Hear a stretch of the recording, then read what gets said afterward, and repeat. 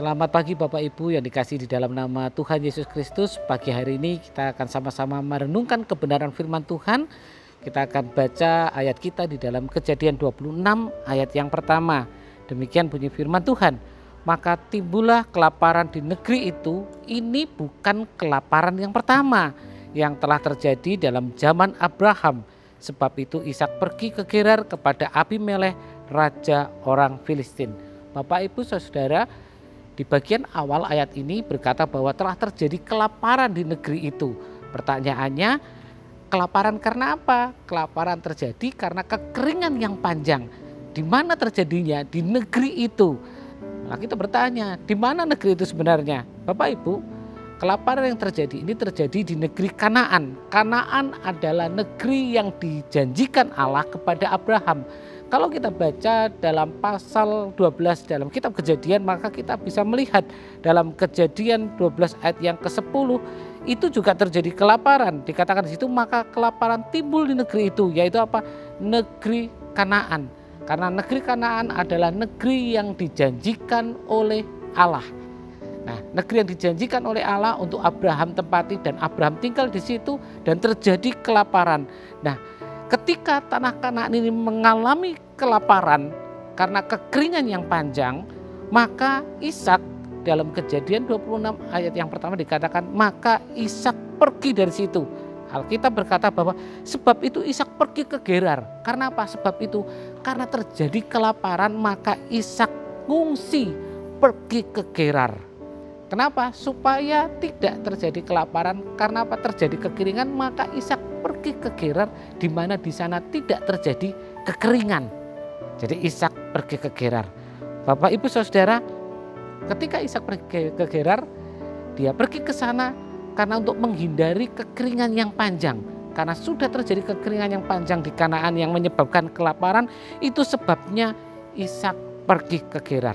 Bapak Ibu Saudara, ketika terjadi kekeringan dan Ishak harus pergi ke Gerar, itu bukan perkara yang mudah. Untuk pindah dari satu tempat ke tempat yang lain itu bukan perkara yang mudah. Dia tidak pindah seorang diri. Ishak harus pindah bersama dengan keluarganya. Ishak harus pindah bersama dengan karyawan-karyawannya. Ishak juga harus pindah dengan ternaknya. Ishak harus pindah dengan segala harta bendanya. Dan itu kayak bedol desa. Pindah rame-rame dan itu bukan perkara yang mudah. Ketika sampai di Gerar pun bukan perkara yang mudah. Ishak harus adaptasi kembali. Dia tidak bisa seperti ketika dia ada di Kanaan. Dia harus adaptasi dengan lingkungan sekitar. Dia harus repot bongkar pasang kemahnya. Dia harus menyesuaikan. Dia harus mengatur ulang semua mulai dari nol. Dan butuh tenaga dan waktu yang lebih. Bapak Ibu, saya teringat ketika saya mulai pindah dari Jawa Timur ke Jawa Tengah, butuh sekitar 1 bulan untuk menata rumah. Itu saya hanya bawa saya, istri, dan anak saya masih 1. Saya cuma bayangkan berapa lama Ishak harus menata semuanya. Ketika dia harus pindah dengan rombongan yang besar, dia harus pindah dengan keluarga yang besar, dengan ternak, dengan harta benda yang ada.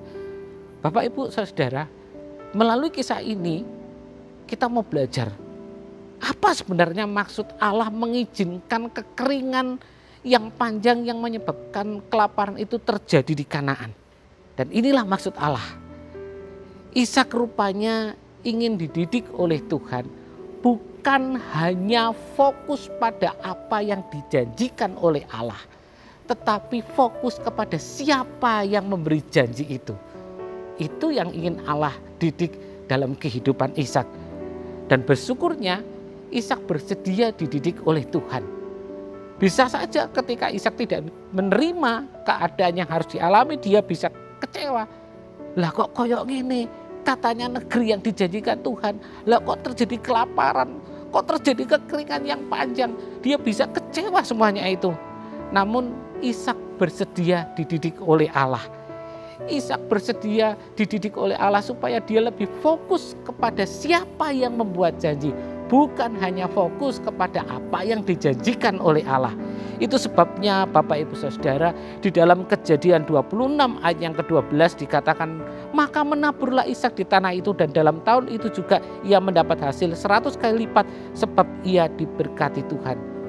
Ishak tidak kecewa dengan apa yang harus dia hadapi. Dia tetap fokus kepada siapa yang memberi janji dalam kehidupannya, siapa yang membuat janji dalam kehidupannya. Dan Ishak tetap melakukan bagiannya. Bagian apa yang harus dilakukan, bagian untuk menabur benih, untuk mulai bercocok tanam, tetap Ishak lakukan. Karena apa? Allah sanggup melakukan, Allah sanggup memelihara Ishak dalam berbagai macam cara dan dimanapun juga. Bapak Ibu jemaat yang dikasihi Tuhan, pagi hari ini saya ingin mengajak kita fokus bukan hanya kepada apa yang dijanjikan, tetapi fokus kepada siapa yang membuat janji, yaitu fokus kepada Allah itu sendiri, kepada Dia yang membuat janji. Ketika kita fokus kepada Allah, maka Ia sanggup memelihara kehidupan kita bukan hanya dengan satu cara. Ada banyak cara Allah memelihara kehidupan kita ketika kita fokus kepada Sang Pemberi janji di dalam kehidupan kita. Namun kalau kita fokus kepada janji-janji, mungkin kita bisa kecewa, tapi kalau kita fokus kepada siapa yang membuat janji, Dia bisa genapi janjinya dengan berbagai macam cara untuk memelihara kehidupan kita. Fokuslah kepada siapa yang membuat janji. Fokus kepada Allah, Sang Pembuat janji dan Sang Penggenap janji itu. Amin. Mari kita berdoa. Terima kasih Tuhan, kami mengucap syukur buat pagi hari ini Tuhan. Di tengah keadaan kami, di tengah persoalan kehidupan kami mau Tuhan kehidupan kami fokus hanya kepada Allah yang membuat janji Tuhan. Allah yang menggenapi janji. Ketika kami fokus kepada Engkau Tuhan, kami percaya Engkau sanggup memelihara kehidupan kami dengan berbagai banyak cara Tuhan. Itu sebabnya Tuhan, Kau tolong kehidupan kami, perteguh iman kami untuk kami tetap fokus hanya kepada Engkau. Berkati kehidupan kami Tuhan, Engkau juga memberkati aktivitas kami sepanjang hari ini, kami serahkan ke dalam tangan Engkau.